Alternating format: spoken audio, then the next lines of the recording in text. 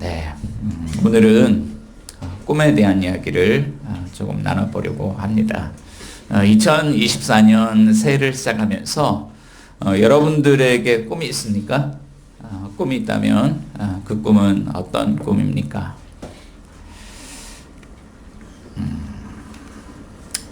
네, I have a dream.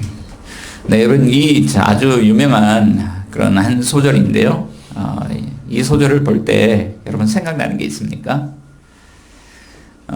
미국, 전 세계 역사 가운데 흑인 인권 운동의 역사의 한 획을 그었던 마틴 루터 킹 목사님의 아주 유명한 연설문의 제목입니다.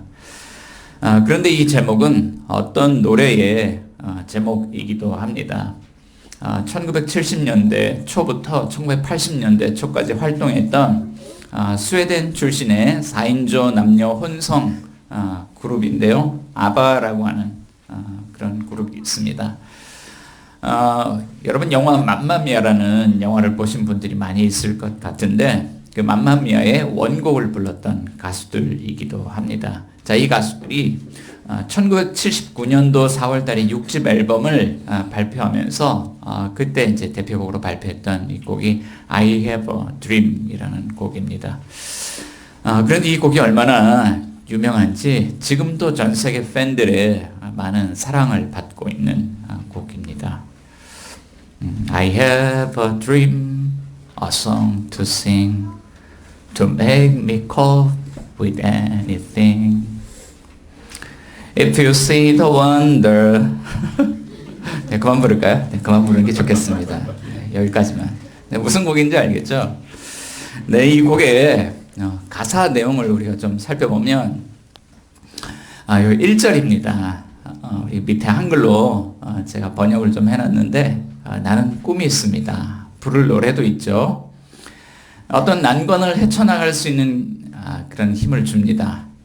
만일 당신이 동화 속 이야기 같은 그런 경이로움을 볼 때 비록 그 일이 실패로 끝난다 할지라도 당신은 미래를 향해 나아갈 수 있을 거예요. 나는 천사들을 믿습니다. 내가 바라보는 모든 것에 선한 힘이 존재하죠. 나는 천사들을 믿습니다. 나를 위한 때가 왔다는 것을 내가 깨달을 때 나는 그 강을 건너갈 거예요. 나에게는 꿈이 있습니다. 자, 2절. 나에게는 꿈이 있습니다. 환상도 있죠. 내가 현실을 극복할 수 있도록 도와줍니다. 나의 삶의 목적은 그간의 삶을 의미 있게 해주는데 어둠을 헤쳐나가도 여전히 갈 길이 멀지라도 그렇죠. 나는 천사들을 믿습니다. 내가 바라보는 모든 것에는 선함이 존재합니다. 나는 천사들을 믿습니다. 나에게도 나의 때가 왔다는 것을 내가 깨달을 때 나는 그 강을 건너갈 겁니다. 나에게는 꿈이 있습니다. 라는 노래입니다. 이 노래를 작사한 사람이 있을 거고 아마 이 노래의 가상의 주인공이 있을 텐데 그는 꿈을 가지고 있습니다. 그는 인생이라는 이 거친 강, 넓은 강을 건너가는 꿈을 꾸고 있습니다. 자, 그런데 이 꿈을 이루기 위해서는 어떤 난관들이 예상이 됩니다. 현실이라는 어둠의 벽에 부딪히게 될 거고요. 그럼에도 불구하고 그가 가는 인생길은 아주 큰 의미가 있습니다. 이 시간들 자체가 의미가 있습니다. 왜냐하면 꿈을 이루어가는 과정이기 때문에 그렇죠. 꿈은 우리의 삶에 가치를 더해주고 의미를 더해줍니다. 나의 때가 왔다는 것을 내가 알 때 나는 반드시 그 강을 건너갈 겁니다. 왜냐하면 그게 내 꿈이기 때문입니다. 자, 이런 내용입니다. 꿈을 꿀 수 있다면 참 행복할 것 같습니다. 만약에 나에게 꿈이 있다면 내 인생은 그 자체로 의미가 있고 행복할 것 같습니다. 왜냐하면 그 꿈을 향해 나아갈 수 있기 때문이죠. 자, 그러면서 오늘 제가 책 한 권을 좀 소개를 시켜드리려고 하는데요. 교회를 꿈꾼다라는 책입니다. 제 저자 김형곤 목사님인데 이 목사님이 나들목 교회를 2001년도에 개척을 하면서 그가 꿈꾸었던 교회에 대한 이야기를 이 책을 통해서 이야기를 하고 있죠. 김형곤 목사님의 어떤 삶의 라이프 스토리를 조금 나눈다 그러면 이 목사님이 고1 때 복음을 듣고 예수님을 인격적으로 만나게 되었습니다. 그리고 그때 이런 것을 깨닫게 되었습니다. 이 복음에는 능력이 있고 복음은 반드시 나를 변화시키는구나. 복음에는 나를 변화시킬 능력이 있구나. 그것을 깨닫게 되었습니다. 자, 그런데 그것을 깨닫자마자 동시에 또 한 가지 의문점이 생겼습니다. 그런데 왜 교회는 그런 거지? 복음이 능력이 있다면 분명히 복음은 교회를 변화시킬 것이고 이 복음을 전하는 교회는 이 복음을 가지고 이 세상 가운데 들어와서 엄청난 그런 영향력을 가지고 이 교회가 존재할 수 있을 텐데 왜 오늘날 한국 교회는, 우리가 다니는 교회는 이 복음을 가지고 세상에 영향을 끼치는 것이 아니라 오히려 복음의 장애물이 되어서 세상과 복음을 단절시키고 있는 걸까? 그래서 물었습니다. 선배님들에게 묻고 선생님에게 묻고 왜 그런 겁니까? 우리 교회에 죄인들이 많아서 그렇지. 그건 우리 힘으로 어떻게 할 수 있는 게 아니야. 그건 우리가 어떻게 할 수 있는 게 아니야. 라는 대답이 돌아왔습니다. 마음이 답답했어요. 자, 그리고 대학교에 진학을 했습니다. 그리고 IVF라는 선교단체에 들어가서 또 거기서 간사로도 섬기면서 이렇게 생활을 했습니다. 그때 성경을 연구를 했습니다. 그리고 성경을 연구하면서 성경 속에서 그 답답했던 마음속에 한 줄기 빛이 새어 들어오는 것을 알았습니다. 지난 2000년간 전 세계 전 지역에 교회들이 세워져 있는데 이 교회가 세워져 있는 역사적인 어떤 그런 존재의 의미들을 알게 해주는 한 성경 본문을 발견했거든요. 거기에는요, 안디옥 교회라고 하는 교회가 있었습니다. 복음이 전파될 때 사람들은 공동체를 형성했고 이 공동체는 세상에 영향력을 끼치는 교회가 되었고 이방인 선교의 전초 기지로서 전 세계에 교회가 세워지는데 그런 본부 역할을 했던 그 교회입니다. 그 교회로부터 시작해서 지난 2000년 동안 교회가 사라지는 것이 아니라 전 세계 교회가 뻗어져 나가고 교회가 생명력 있게 존재하는 것을 그가 경험을 했습니다. 그러면서 만약에 이것이 진짜라면 그럼 내가 안디옥 교회를 꿈꿔봐야지. 그리고 이 꿈을 가지고 실제로 교회 개척 현장에서 그러한지 실험해봐야지. 그렇게 시작된 교회가 나들목 교회라는 것입니다. 올 한 해를 좀 시작하면서 저도 제 자신에게 질문을 좀 해봤습니다. 오늘 우리가 이곳에서 교회를 개척하면서 정말 필요한 게 뭘까? 네, 사람이 필요합니다. 재정도 필요합니다. 어쩌면 조금 더 넓은 교회 공간이 필요할지도 모르겠습니다. 그런데 정말 필요한 것이 있습니다. 꿈이 필요합니다. 우리가 세우고자 하는 교회, 그 교회에 대한 꿈이 필요합니다.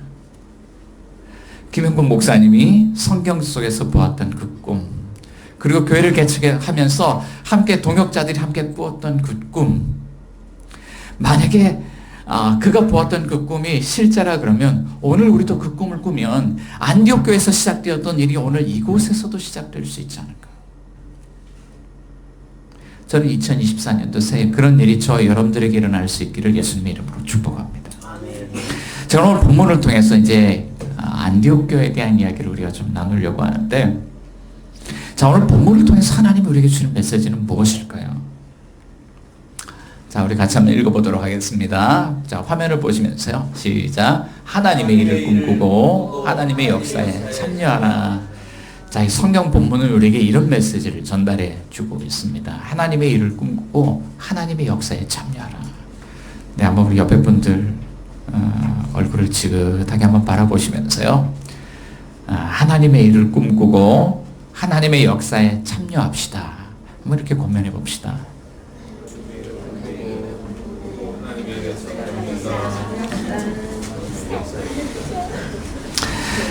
자, 오늘 본문 사도행전 11장 19절 말씀은 그때에라는 어떤 한 시점을 가리키는 단어로 시작이 되고 있습니다. 자, 그때라는 이 단어를 통해서 이 당시에 안디옥 교회가 시작될 때 그때 그 역사의 한순간으로 우리의 시선을 집중시키고 있는 것이죠. 자, 그때에 안디옥 교회가 시작될 때, 안디옥 교회가 태동할 때 그곳에 어떤 일이 있었을까요? 자, 오늘 본문 말씀을 한번 읽어보겠는데요. 자, 18절부터 21절까지 우리 같이 한번 읽어봅니다. 시작. 그들이 이 말을 듣고 잠잠하여 하나님께 영광을 돌려 이르되 그러면 하나님께서 이방인에게도 생명을 얻는 회개를 주셨도다 하니라. 그때에 스데반의 일로 일어난 환란으로 말미암아 흩어진 자들이 베니게와 구브로와 안디옥까지 이르러 유대인에게만 말씀을 전하는데 그 중에 구브로와 구레네 몇 사람이 안디옥에 이르러 헬라인에게도 말하여 주 예수를 전파하니 주의 손이 그들과 함께 하시며 수많은 사람들이 믿고 주께 돌아오더라. 아멘. 자, 18절 말씀 가운데 보면 그때에 그 직전에 일어났던 일을 소개하고 있고요. 19절, 20절 말씀 가운데 보면 그때에 안디옥에서 일어났던 일을 소개하고 있습니다. 자, 18절은 어떤 상황이냐면 그때에 예루살렘 교회의 상황이에요. 예루살렘 교회에서 공식적으로 어떤 결정을 내렸냐면 하나님께서 이방인에게도 생명 얻는 회개를 주셨도다. 하나님께서 이방인에게도 구원을 주셨도다. 이것을 공식적으로 인정하는 사건이 일어났습니다. 사도행전 11장 1절부터 17절까지는 어떤 내용이냐면 예루살렘 교회가 난리가 났어요. 여러분 사도행전 10장에 무슨 사건 나온지 기억합니까? 사도 베드로가 가이사랴 지방에 가서 로마인 백부장 고넬료에게 복음을 전하는 사건이 나옵니다. 그리고 이 가정이 복음을 받아들이고 믿고 그날 이 고넬료 가정에 오순절 마가다락방에서 일어났던 역사와 동일한 역사가 일어나게 되죠. 자, 그리고 이 사도 베드로가 예루살렘 교회에 돌아와서 그것을 보고하는 자리에서 난리가 난 겁니다. 어떤 난리가 났을까요? 사람들은 사도 베드로를 향해서요 쌍심지를 켜고 이렇게 이야기하기 시작했습니다. 당신은 예루살렘 교회 수장으로서 어떻게 더러운 이방 죄인들에게 복음을 전할 수가 있습니까? 난리가 났어요. 자, 그러자 사도 베드로가 예루살렘 교회에 그 당시 상황을 소상하게 보고하기 시작합니다. 이 고넬료 가정에 복음을 증거하기 위해서 하나님께서 제게 보여주셨던 환상이 있습니다. 환상에 대한 이야기를 쭉 하고 그리고 하나님께서 이 고넬료 가정에도 행하신 일이 있습니다. 그리고 제가 이 고넬료 가정에 초대되어서 가서 복음을 증거했더니 이런 일들이 일어났고 오순절 마가다락방 역사 똑같은 일들이 그곳에서 일어났습니다. 그리고 예루살렘 교회 신자들 이야기를 가만히 듣더니 이렇게 결정을 한 겁니다. 하나님께서 주신 것을 우리가 어떻게 알 수 있냐. 그래서 최초로 이방인에게 복음의 증거가 됐는데 공식적으로 인정하죠. 그러면 하나님께서 이방인에게도 생명 얻는 회개를 주셨도다. 그래서 이방인 선교를 공식적으로 인정하게 됩니다. 자, 그런데 19절 그때에 어떤 일이 일어나냐면 이런 일이 일어났다는 거예요. 19절 보면 스데반의 일로 일어난 환란으로 말미암아 흩어진 자들이 베니게 구브로 안디옥까지 이르러 유대인에게 말씀을 전하더라. 자, 이 사건은 어디에서부터 시작됐냐면 스데반의 사건으로 시작이 돼요. 자, 이 스데반 집사가 예루살렘에 있는 유대인들에게 과격하게 하나님 말씀을 증거합니다. 복음을 증거합니다. 그리고 그 일 때문에 예루살렘 유대인들이 스데반을 돌로 쳐 죽이죠. 그리고 본격적으로 예루살렘 교회에 대한 박해가 시작이 됐습니다. 그러니까 스데반과 가까이 지내던 사람들이 이 일 때문에 온 사방으로 흩어지게 되는 거예요. 자, 그 중에 흩어지던 사람들이 베니게 구브로 안디옥까지 가는 거예요. 자, 지도를 볼게요. 가운데 지중해가 있고 오른쪽에 예루살렘 보입니까? 그 위에 가이사랴가 보이죠? 자, 로마 백부장 고넬료가 회심한 이 가이사랴. 자, 그런데 그 위에 북쪽으로 보면은 베니게 지역이 나오고 배를 타고 바닷가를 쭉 가로질러 가다 보면 구브로 섬이 나오죠. 자, 그리고 베니게에서 위쪽으로 올라가면 안디옥 지역이 나옵니다. 이 베니게는요 구약 성경에 두로와 시돈 지방이라고 나오는데 항구 도시예요. 자, 그 두로와 시돈 지방이 바로 이 베니게 지역입니다. 그러니까 스데반의 일로 인해서 흩어졌던 사람들이 북쪽으로 도망을 치면서 베니게 지역도 가고 배를 타고 구브로도 가고 또 걸어서 육로로 안디옥으로도 가는데 이 사람들이 가면서 뭘 했냐면 유대인에게만 말씀을 전했다는 거예요. 자, 그런데 20절에 놀라운 사건이 일어납니다. 그 중에 구브로와 구레네 몇 사람이 안디옥에 이르러 누구에게도? 헬라인에게도. 헬라인 누굽니까? 유대인들이 그렇게 욕을 하면서 상종하기 싫어하던 이방 죄인들에게도 주 예수를 전파하였다는 거예요. 지도 다시 한번 보면 구브로와 구레네 사람 어디 출신일까요? 자, 베니게에서 배를 타고 왼쪽으로 쭉 가면은 구브로 섬이 나오죠. 이 섬 출신입니다. 자, 성경에서 바나바라는 사람이 바로 이 섬 출신입니다. 구브로 섬의 출신 유대인 그리스도인. 자, 구레네는 어디죠? 지중해 남쪽으로 왼쪽으로 쭉 가면 저 구석에 구레네가 있습니다. 북아프리카 지역에 있는 지역. 자, 이 지역에 있는 어쩌면 얼굴색이 조금 다른 그런 유대인, 흩어진 그런 디아스포라 유대인이 예루살렘에 와서 예수 믿고 신자가 됐는데, 자, 그 사람이 자기들 일행들과 함께 구레네로 가지 않고 베니게 안디옥으로 올라갔는데 가서 뭘 했냐면, 아이고 뭘 했냐면 헬라인에게도 주 예수를 전파했다. 이방인에게 복음이 전파됐다. 여러분, 이 말씀을 읽으면서 어쩌면 그게 뭐 어쨌다고요? 그럴지도 모르겠어요. 그런데 이 사건의 의미를 알게 되면 이 대단히 놀라운 사건이에요. 하나님이 그토록 원했던 사건, 일어나기를 간절히 바라며 기다렸던 사건이 20절에서 일어난 겁니다. 자, 사진 하나 보내드릴게요. 자, 얘가 누구일까요? 네, 아마 저희 아내가 이 사진을 갖다 놓고 얘가 누굴까, 1, 2, 3, 4 중에 누구일까 물어본다면 얘가 누구지? 그랬을지도 몰라요. 자, 사진을 보면 네, 이렇게 셋째입니다. 셋째 이렇게 예뻤습니다. 네, 셋째 100일 때 찍은 사진인데, 이 부모가 이 아이들 사진을, 옛날 사진을 꺼내보면 이게 심장이 뛸 때가 있거든요. 엄마 뱃속에 10달 동안 있다가 태어날 때 가슴이 쿵닥쿵닥쿵닥 뛰죠. 그리고 이 아이가 누워만 있던 아이가 뒤집었을 때, 고개를 못 들던 아이가 고개를 쳐 들었을 때, 울기만 했던 아이가 엄마라고 한마디 했을 때, 이 아이가 스스로 앉았을 때, 기어다니기 시작했을 때, 이 아이가 혼자 일어섰을 때, 그런 순간순간들마다 이 부모가 가슴이 쿵닥쿵닥 뛰는 거예요. 그런데 한번 생각해 볼게요. 만약에 이 아이가 아무것도 안 한다고 생각해 봅시다. 안 해요. 뒤집기도 안 하고 배밀이도 안 하고 앉지도 않고 서지도 않고 울지도 않고 엄마라고 부르지도 않고. 자, 우리 부모의 가슴이 어떨까요? 애가 타는 것이죠. 간절히 기다려요. 그 첫 번째 사건이 일어나기를 우리는 간절히 기다립니다.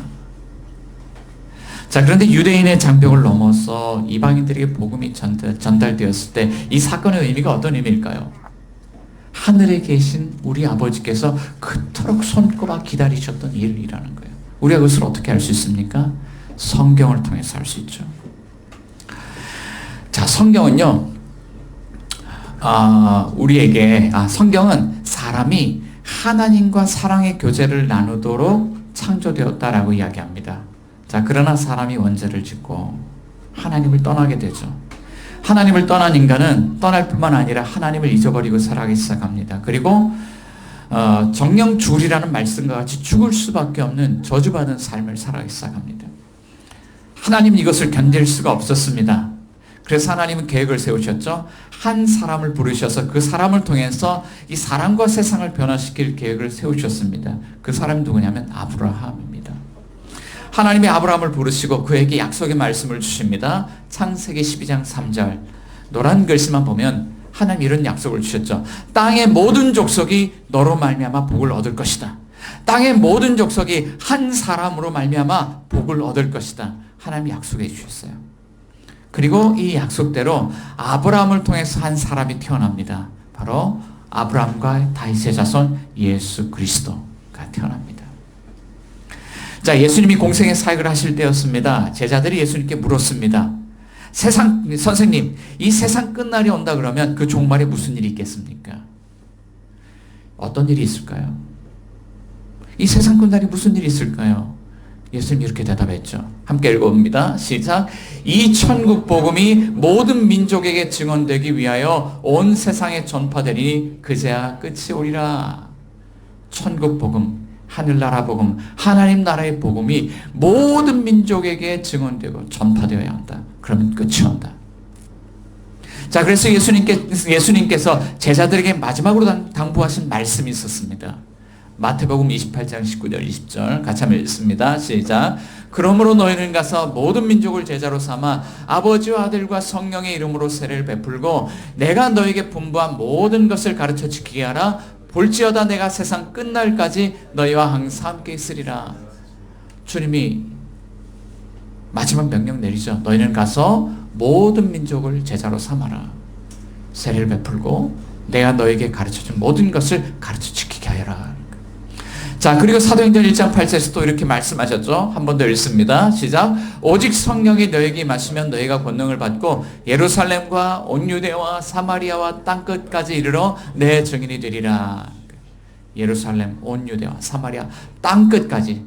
마태복음에서는 세상 끝날까지 모든 민족을, 사도행전 1장 8절에서는 땅끝까지 이르러 내 증인이 되리라. 예수님께서 말씀하시는 거예요. 여러분, 성경이 우리에게 이야기해 주는 하나님의 계획, 하나님의 뜻이 무엇입니까? 땅끝까지 모든 민족에게 복음이 전파되는 일들. 자, 그러면 그 당시에 구브로와 구레네 출신의 몇몇의 유대인 그리스도인이 행한 일들이 무엇입니까? 자, 그들은요 하나님의 일을 꿈꾸고 하나님의 역사에 참여했다라고 이야기할 수 있어요. 자, 그런데 성경은요 이조차도 공을 구브로와 구레네 몇 사람에게 돌리지 않고 하나님에게 돌리고 있습니다. 이것은 하나님이 행하신 일이다. 어떻게 알 수 있습니까? 자, 오늘 본문 21절 말씀 가운데 보면 이렇게 말씀합니다. 사도행전 11장 21절 같이 한번 읽어봅니다. 시작. 주의 손이 그들과 함께 하심에 수많은 사람들이 믿고 주께 돌아오더라. 자, 주의 손이 그들과 함께 하셨다. 이게 어떤 의미입니까? 어떻게 우리가 의미를 생각해 볼 수 있을까요? 자, 일을 하는 것을 보면, 복음을 전하는 것을 보면 구브로와 구레네 출신 그 몇몇 그리스도인들, 유대인 그리스도인들이 헬라 지역에 가서 이방인들에게 복음을 전한 것 같습니다. 자, 그런데 그들이 그곳에 가서 행한 것처럼 보이지만 실상은 보이지 않는 주님의 손길이 그들과 함께 하셨다는 거예요. 인생 가운데, 우리의 삶 가운데 보이지 않는 하나님의 섭리의 손길, 통치의 손길이 그들 가운데, 우리 가운데 함께 하신다라고 말씀하고 있는 거예요. 2024년 새해를 시작하면서요 우리가 해야 될 것들이 있습니다. 하나는요 말씀을 읽는 겁니다. 성경을 읽는 겁니다. 성경을 읽으면서 하나님의 계획이 무엇인지, 우리를 향하신 하나님의 뜻이 무엇인지 말씀을 통해서 그 말씀을 듣는 겁니다. 또 한 가지 해야 될 것이 있습니다. 우리 기도의 자리로 나아가야 합니다. 우리 1차원적인 문제를 해결하기 위한 기도가 아니라 이제는 우리가 이런 기도를 할 수 있어야 됩니다. 하나님께서 우리에게 이렇게 말씀하고 있는데 우리가 이 말씀을 들었습니다. 하나님, 우리가 어떻게 반응하기를 원하십니까? 우리가 주님의 기뻐하신 뜻을 위해서 어떻게 순종하기를 원하십니까? 우리 이 기도를 드려야 되죠. 그리고 세 번째 해야 될 것이 있습니다. 우리는 주어진 우리의 삶의 상황 속에서 최선을 다해야 합니다.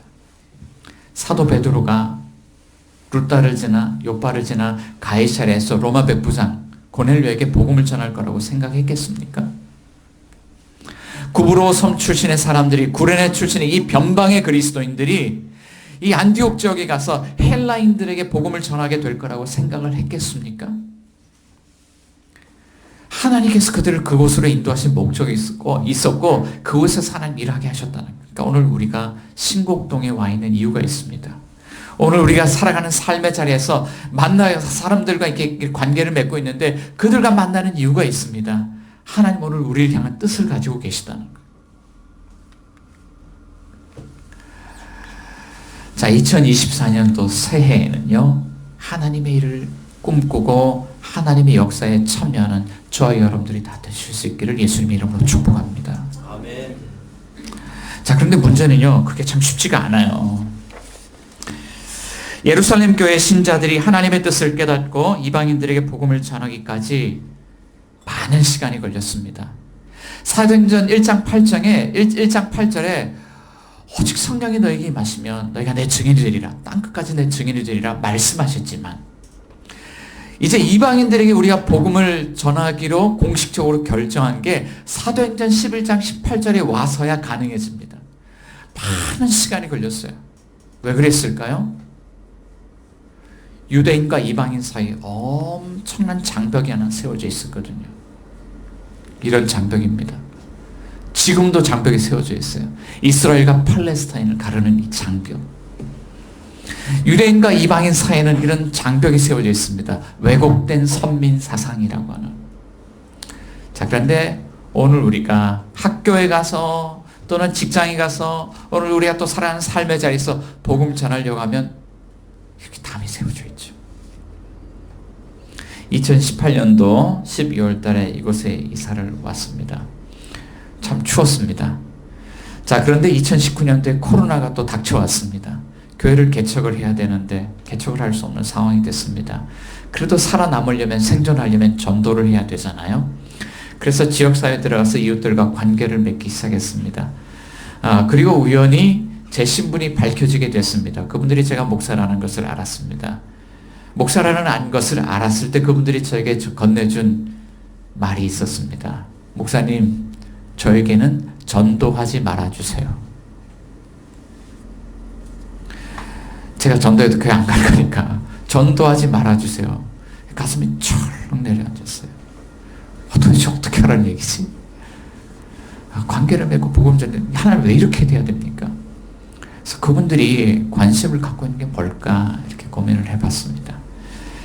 먹고 사는 거에 대한 관심이 있어요.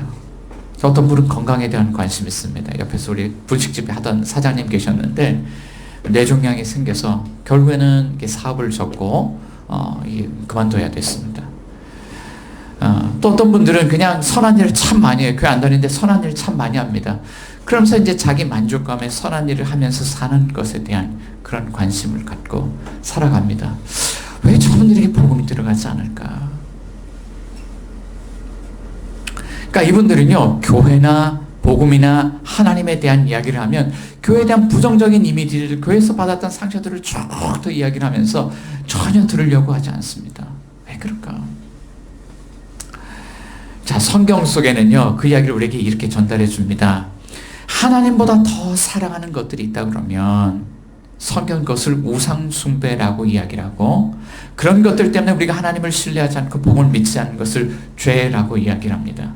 그리고 이러한 불의로 진리를 막는 일들에 대해서 성경은 그 죄인이 하나님의 진노 아래에 있다라고 선언하고 있습니다. 죄 때문입니다. 자기 중심성 때문입니다. 마음에는 우상 숭배 때문입니다. 그러니까 그 높은 그런 죄의 장벽을 쌓아놓고요, 복음을 들으려고 하지 않는다는 거예요. 이런 세상 속에서요, 여러분, 우리가 어떻게 하나님의 일을 꿈꾸고 하나님의 역사에 참여할 수 있을까요? 어떻게 해야 합니까? 오늘 여기에 좋은 소식이 있습니다. 같이 한번 읽어봅니다. 시작. 우리 사이에 세워진 죄의 장벽을 허물기 위해서 우리를 먼저 찾아오신 한 사람으로 말미암아 우리는 다시 꿈꿀 수 있습니다. 우리 사이에 세워져 있던 그 죄의 장벽, 우상 숭배의 장벽을 허물기 위해서 우리를 먼저 찾아오신 분이 계신다라고 하는 거예요. 하루 일과를 마치고 이제 집에 들어가는데, 그런데 집의 상황이 아주 난장판일 때가 있습니다. 아내는 벌써 열받았고요. 아이들의 상황은 거의 이제 이 분위기가 굉장히 무겁습니다. 분위기를 보니까 이래요. 한쪽 방에는요, 아이들이 놀던 블록 장난감들이 쫙 흩어져 있고, 한쪽 방에는 아이들이 입 다 벗어놓은 빨랫감들이 여기저기 흩어져 있고, 거실 식탁에는 저녁에 먹다 남은 반찬들이 그대로 올려져 있고요. 바닥에는 뭐가 밟히는지 적적적적 이런 그 머리카락과 먼지가 뭉쳐져서 이런 공같이 된 것들이 이렇게 굴러다니고 있고요.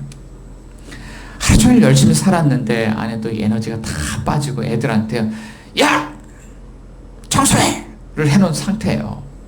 근데 5분이 지났는데 아이들이 아무도 안 움직이는 거예요. 그래서 소위 아이들을 불러다 놓고 조지기 시작합니다. 왜 안 했어? 그런데 아이들이 변명을 들어놓잖아요. 얘가 지금 안 하고 있어요. 얘가 지금 안 하고 있는 거예요. 자, 그럴 때 거실 문을 열고 일을 마치고 퇴근하고 아빠가 등장을 합니다. 분위기를 살펴보니까 대강 그래요. 그래서 팔을 둥둥 걷어붙이고 하나둘 치우기 시작합니다. 바닥을 열심히 쓸고 물건들을 치우고 설거지 것들을 싱크대에 탁 갖다 놓고 빨래통에 집어넣고, 그러니까 집안에 이제 윤곽들이 막 다시 드러나기 시작하죠. 그리고 얼마 지나지 않아서 무거웠던 공기는 따뜻해지고 아주 쌍막했던 집안 분위기는 평화가 깃들기 시작하고 이제 잠자리가 준비가 되는 겁니다. 여러분, 집안의 평화가 어떻게 회복된 걸까요? 네, 항상 그렇다는 것은 아니고요. 지금 간혹 그렇다는 겁니다. 어떻게 평화가 찾아온 걸까요? 자, 성경은요, 우리에게 기막힌 이야기를 들려주는 거예요. 사도 바울이 에베소 교회 편지를 쓰는데 그 한 사람에 대해서 이렇게 소개를 합니다.